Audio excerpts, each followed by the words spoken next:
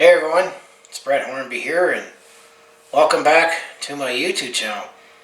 I am wearing Flames gear, but this story I'm also going to be touching upon is about the Vancouver Canucks, but it's definitely going to affect the Calgary Flames. This is kind of a follow-up to a video where back on Wednesday, March the 31st, the Calgary Flames were scheduled to take on the Vancouver Canucks in Vancouver. But then that game ultimately got postponed because the Vancouver Canucks had players and coaches testing positive for COVID. So the COVID protocol postponed that game, and then at the time, the next day, when I made that video, it was announced that the Vancouver Canucks were going to be basically off on COVID protocols until Thursday, April 6th, and the next game they were going to play would be against the Calgary Flames at home on Thursday, April the 8th. However, I don't think that is going to happen now, and it's going to be interesting to think what's going to happen with the Vancouver Canucks and how many games they're going to play, and how is this going to affect the Calgary Flames, because since that Wednesday night, where Adam Gaudette was actually tested positive for COVID, and it was not known if it was any of the variants. There was a member of the coaching staff and Travis Hamonic that got, a COVID notification. That prompted the cancellation, but the postponement of the game. Well, I've got to say the Vancouver Canucks are now in sick bay. Because as of this recording, happy Easter, but unfortunately, not a happy Easter for members of the Vancouver Canucks. 14 players. Yes, 14 players. The Vancouver Canucks are now on the NHL COVID-19 protocol list. As it mentions on this NHL article, Canucks have 14 players on their protocol list after 7 were added from Saturday. You have forward Travis Boyd, Jace Hurlick, Bo Horvat, Tyler Mutt, and Brandon Sutter. Where the forwards, defenseman Tyler Myers and goalie Thatcher Demko were added after 5 players on Friday, 1 on Thursday and 1 on Tuesday. An identified coach also in protocol. So I'm going to say, with 14 players now in sick bay for the Vancouver Canucks, how long are they going to be shut down for? It's just to be determined, because there are some games that they're scheduled to play against the Calgary Flames already. The Calgary Flames are going to have to play catch-up with a couple games with the Vancouver Canucks, because 4 games have been postponed through till April 6th at the Edmonton Oilers on Saturday. That did not happen. And they would have been at the Winnipeg Jets on Sunday and Tuesday, and in addition to the home game against the Calgary Flames that was not played on Wednesday.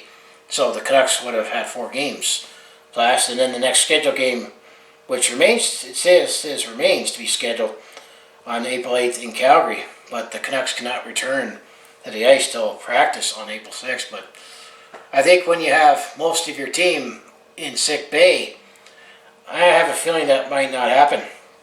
His NHL Commissioner Bill Daly told Sportsnet on Friday that there has been no consideration given the shortening of the Canucks season to fewer 56 games.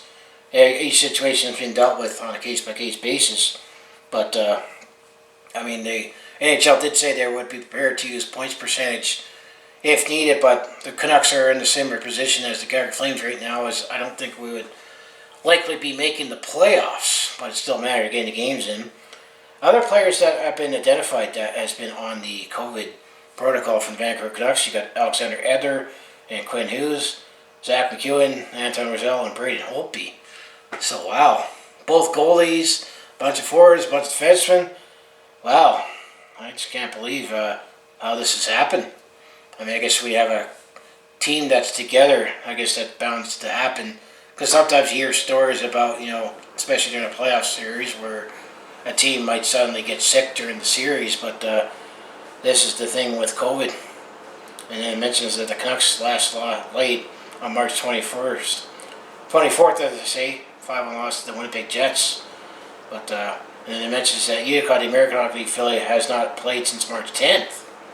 So maybe somebody in Utica was also sick as well due to AHL COVID protocol. The Comets have 10 games postponed through April 5th. So yeah, the Vancouver Canucks, I'm going to say they're definitely in sick bay, and it's definitely unfortunate with what's happened. And then they also mentioned in the story that at the start of the year, remember JT Bill and Jordy Ben were also on the COVID protocol. As I know, the Calgary Flames, no one has been on the COVID protocol as all this season, but I'm trying to think looking down. They did push back the end of the regular season from May 8th to May 11th. But this could be interesting, but how they're going to make up these games and play catch up. Because look at when it comes to the Calgary Flames. I mean, the March 31st game got postponed. Calgary was scheduled to play Vancouver back-to-back on Thursday, April the 8th and Thursday, April 10th here in Calgary. Well, with the whole team practically being in sick bay right now, I have a feeling that maybe those games might not happen. So Calgary will at least have 3 games that would be potentially postponed due to this. And then the other times that Calgary would be scheduled to play Vancouver would have been the last game of the regular season on Saturday, May the 8th to wrap up the season. But that's how I'm just looking at the story that, wow, I mean, suddenly the virus is definitely spread throughout the Vancouver Canucks. If it mentions the Utica Comets, haven't played, for a few weeks for the same reason. You got to wonder, will the Vancouver Canucks get to play 56 games? Well, so would the Calgary Flames, because we are still scheduled to play, 4 more games against the Vancouver Canucks. One's already been postponed, but it's looking like a couple other games could be postponed. And then my plan is when it comes to my game recaps that I already touched upon in the first video where I said damn COVID, and this is damn COVID with a big 20-foot sledgehammer that I'll still mention the game scheduled and say it got postponed due to COVID, and then I'll recap the game wherever it gets made up in a future episode. So you'll kind of might jumble things up a little, but I have my scheduled videos when I planned and where I have them. I mean, it's just that there's still games going on in between, but wow, I mean, it's just too bad that this has happened, unfortunately, to the Vancouver Canucks. I mean, Dallas had this issue at the start of the season, and Dallas still has a few games in hand because they're still trying to play catch up from the COVID at the start of the season and the snowstorms, which that's outrageous sound. Yes, Texas had snowstorms to deal with in February, but this seems to actually be a little worse, and suddenly with the Vancouver Canucks. But I'm just going to say, what do you think they'll find a way to make it up? I mean, I think the NHL still said they wanted to give a 2-week window for finishing the season and getting the Stanley Cup playoffs in.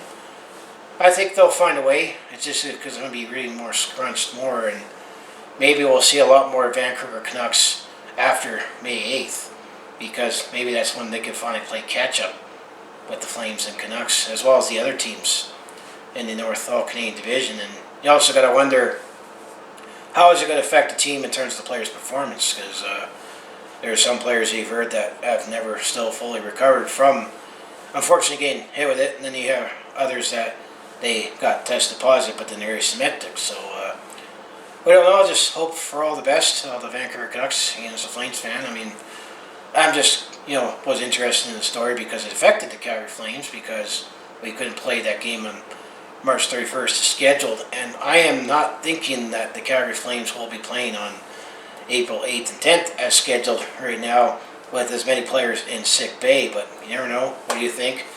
But I think right now it's not going to matter in terms of standings-wise as much for both sides, just because of playoff implications, because you're starting to see a lot more separation in the North All-Canadian Division, and both teams are just going to be feeding off each other, so it's going to help the top 4 in the North Division anyway. So as I say, if you want to follow along this Calgary sports fans' journey, home of Flames, Hitmen, the Roughnecks, and Stampeders, just make sure you like, subscribe. I also do talk Calgary sports on my YouTube channel, talking stories, recap games. Well, this story, I'm going to say, is going to affect, game recaps on how I'm going to do it for the Calgary Flames. But I also do a variety of non-sports content like personal vlogs, attempted comedy, and I also do share my experience today I'm on the road at a sporting event. So if that all sounds like it'd be interesting to watch, do follow along with this Calgary sports fans' journey. You know what you need to do, just make sure you like, subscribe.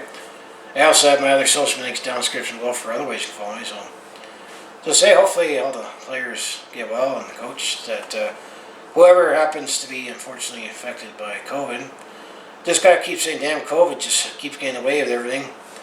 And it's definitely been Big problem for this past year, and actually, unfortunately, Canada has actually surpassed over 1 million cases since this whole thing has started. So you can look at it this way: 1 in 38 people in Canada has at least contracted COVID.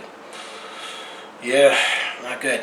But I've been trying to do the best I can. I unfortunately have been negative myself, but it's the other residual effects, in terms of the finances and being sane, that I've been more worried about, and I'm having to try to deal with that. But so I want to say thanks for watching. Go Flames, go, and I'll see you in the next video.